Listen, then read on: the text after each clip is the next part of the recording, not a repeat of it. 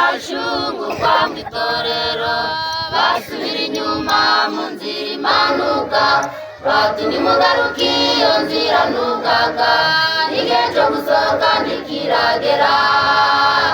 Yesu aravuga ati nimukabemerere bazabagarukira ariko nimubagarukire komeza urwane nubwo utize amashuri dore urugamba rurakaze ingorane zivugishamo imbaraga. Hari abazashungurwa mu itorero basubira inyuma mu nzira imanuka bati nimugaruke iyo nzira ntugaga igihe cyo gusohoka ntikiragera. Yesu aravuga ati nimukabemerere bazabagarukira ariko nimubagarukire komeza urwane nubwo utize amashuri dore urugamba rurakaze ingorane zivugishamo imbaraga.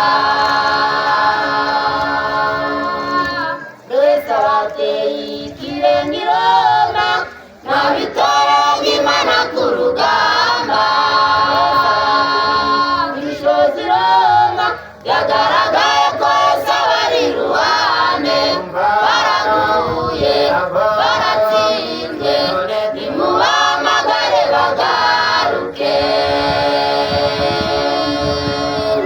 Yesu abateye ikirenge i Roma ntabitora ry'Imana ku rugamba